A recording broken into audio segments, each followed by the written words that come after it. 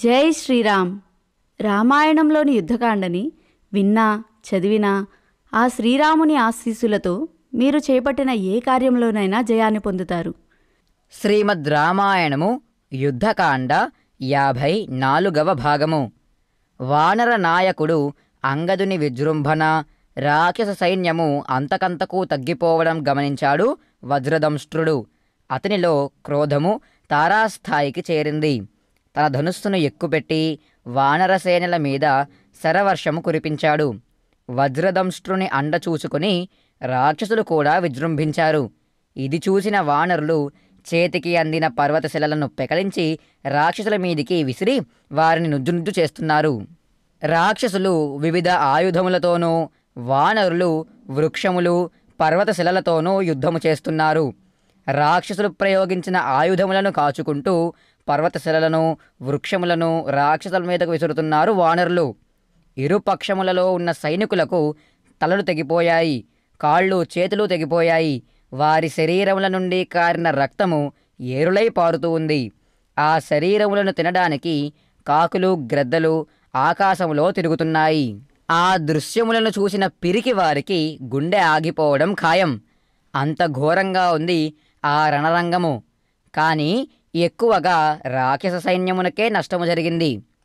ఇది చూసిన వజ్రదంష్ట్రుడు తానే స్వయంగా వానర సేనను ఎదుర్కొన్నాడు.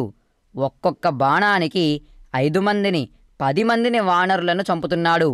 వానరుల తలలు బంతుల మాదిరి ఎగురుతున్నాయి. ఇది చూసిన వానరులు అంగదుని వద్దకు పరిగెత్తారు.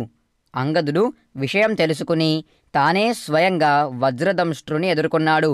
ఇద్దరికీ ఘోరంగా యుద్ధము జరిగింది.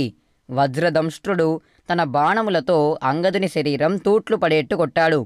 అంగదుడు కోపించి వజ్రదంష్ట్రుని మీదకు ఒక వృక్షాన్ని విసిరాడు. ఆ వృక్షాన్ని వజ్రదంష్ట్రుడు తన బాణములతో తుత్తునీయలు చేశాడు. అంగదుడు ఒక పెద్ద పర్వతమును పెకలించి వజ్రదంష్ట్రుని మీదికి విసిరాడు. అది చూసిన వజ్రదంష్ట్రుడు గద తీసుకుని రథము మీది నుండి కిందికి దుమికాడు. అంగదుడు విసిరిన పర్వతము వజ్రదంష్ట్రుని రథమును నుజ్జునుజ్జు చేసింది.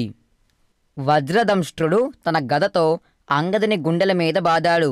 తరువాత అంగదుడు, వజ్రదంష్ట్రుడు ఒకరితో ఒకరు ముష్టి యుద్ధము చేశారు.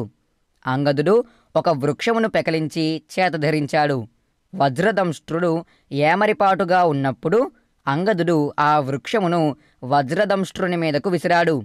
ఆ వృక్షము తగిలి వజ్రదంష్ట్రుడు కిందపడ్డాడు. తరువాత అంగదుడు ఒక కత్తి తీసుకుని అతని తలను తెగనరికాడు. వజ్రదంష్ట్రుని శరీరం 2 ముక్కలైంది.